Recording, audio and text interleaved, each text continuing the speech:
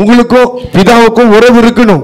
நீங்க இன்னைக்கு பாட்டு நடத்துறீங்க, அபிஷேகம் இருக்க மாட்டேது. ஏன் ஒரு 4 பாட்டோ 5 பாட்டு நீங்க எடுத்தாலும் கூட அந்த பாட்டை போல 2 வாரம் நீங்க உங்க வீட்டுல நீங்க பாடி, இசை இல்லாமல் பாடி, ஜெபத்தை நின்று அதை பாடி நல்லா ஆவியில் நிரம்பி இங்க நீங்க பாடும் பொழுது மியூசிக் வாசிக்கிறவங்களுக்கு பிரசன்ஸ் பயங்கரமா இருக்கும். அப்படியே ஒரு வல்லமை இறங்கும்.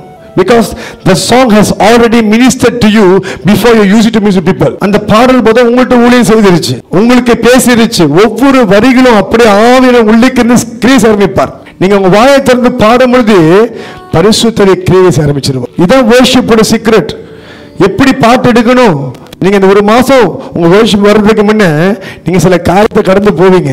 கடந்து போகும் பொழுது சில பாடல்களை கர்த்தர் உள்ளத்துல வைப்பார். இந்த பாடலை எப்படி வைப்பார்னா, நீங்க கண்டினியூவா worship songs கேட்கணும், சேர்ந்து பாடிக்கிட்டே இருக்கணும்.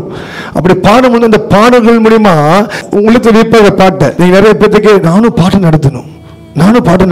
But they don't really understand what is about worship meeting. நீங்க worship நடத்தும் பொழுது ஜனங்களை தேவனுடைய சமூகத்துல அஷர் பண்றீங்க, நடத்தி கொண்டு போகிறீங்க. anybody can sing. எல்லாத்தினாலையும் நல்லா கீழியும் மியூசிக் பாட முடியும் இல்லைன்னு சொல்ல.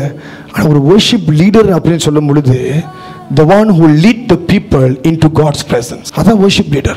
அந்த நாட்கள்ல சாதாரண விசுவாசிங்க பாட்டு எடுத்து நடத்தும் பொழுது அவ்வளோ நைட்டிங்கா இருக்கும். ஏன் தெரியுமா? அந்த பாட்டு அவங்களோட கிரியேசி ஆரம்பிச்சிருச்சு. And most of the songs are filled with the word of God.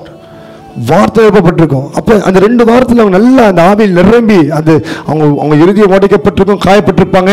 அதனால பிறக்கிற பாடல்கள், எடுத்து பாடல் தான் கொண்டு வந்து பாடும்பொழுது அது தீர்க்க தரிசனமா ஜனங்களுக்கு தொட ஆரம்பிக்கும். எல்லா பாடலும் எல்லா நேரத்திலையும் எல்லாத்துக்கும் பொருந்தாது. ஃபார் எக்ஸாம்பிள், ஓகே, இந்த குறிப்பிட்ட ஆள் அடுத்த வாரம் சண்டே விஷயம் நடத்த போறாங்களா, அவங்களுக்கு இந்த வாரமே பிரச்சனை ஆரம்பிச்சிடும். அதை கடக்கும் பொழுது ஐயோ அடுத்த வாரம் எனக்கு worship turn வருது, நான் ரொம்ப பரிசுத்தமா இருக்கணும், நான் கரெக்டா இருக்கணும், நான் எந்த பாவத்தில் விழுந்துடக்கூடாது, இந்த மாதிரி சோதனைகள்லாம் வருது, நான் ரொம்ப கேவலம். அப்ப நீங்க உங்களை அடக்கும் பொழுது நீங்க அமைதியா இருக்க ஆரம்பிப்பீங்க. அமைதியா இருக்கும் பொழுது பிரச்சனைகள்லாம் அதிகரிக்க ஆரம்பிக்கும். நீங்க என்ன பண்ணுவீங்கன்னா அந்த காஸ்பல் சாங்ஸை கேட்கும் பொழுது அதன் மூலமா கர்த்தர் உங்கள்கிட்ட பேச ஆரம்பிப்பார். உதாரணத்துக்கு கிருபை பாடலா என்று பேசுறாரு, உங்க கிருபை வேணும் பாடுறீங்க.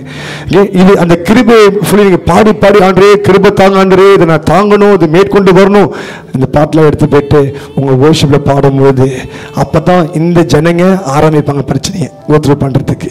நீங்க கரெக்டா அந்த பாட்டை கொண்டு வரும் பொழுது ஒவ்வொரு இறுதியும் காயங்கள் கட்டப்படும். இதுதான் worship ஓட இது. முதல்ல உங்க அந்தரங்க வாழ்க்கை எப்படி இருக்குது, அதை எப்படி நீங்க சார்ட் அவுட் பண்றீங்க, எப்படி டீல் பண்றீங்க, அதுல இருந்து தான் பாட்டு நீங்க கொண்டு வர முடியும். It's all in your personal relationship with God. Hallelujah.